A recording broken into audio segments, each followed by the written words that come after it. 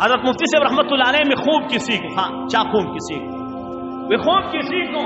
حضرت مفتی صاحب رحمت اللہ علیہ نے تپوس کی کہ اللہ دا سر قبر کے سو کرل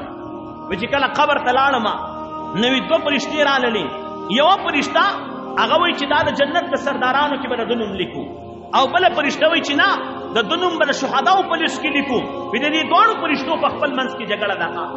د دې دوه پرشتو په دې جګړه ده یو وی چې د نوم بلیکو چې دا د جنت د الکانو د نوجوانانو سردار دی او بل وی چې نه د نوم بلیکو چې دا شهداو نه دی وی جګړه پیراله وی مفتی صاحب ته ورته وی چې زما نوم د شهداو په لیست کې ولیکئ ما شهادت د الله نه غوښتو زما نوم د شهداو په لیست کې ولیکئ وی هغه نوم د شهداو په لیست کې ولیکلی شو بیا مفتی صاحب وی چې ما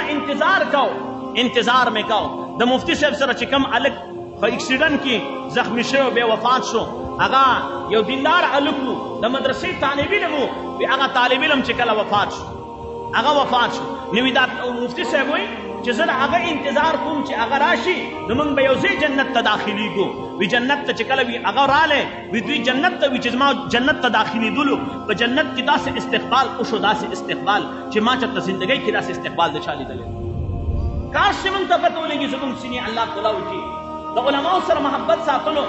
د علماو سره مینه ساتل ستاسو د دې مدرسې طالب علم ما واقعه ذکر کړې وه چې کله د دنیا نه لاړی او د هغه نیکه چې کوم دی د هغه د قبر خوا کې ولا قبر کړي او د هغه قبر وکنستلی شو په بدکوداله باندې ووالی شو د هغه قبر ښکاره شو هغه قبر د خوشبویانو نه ډک هغه قبر چې کوم دی د رڼاګانو نه ډک نن هم د هغه پلار زموږ د دې مدرسې سره هسې محبت ساتي د څه د وجې نه ساتي د هغه ته الله وښودله چې د مدرسې قدر و قیمت څه دی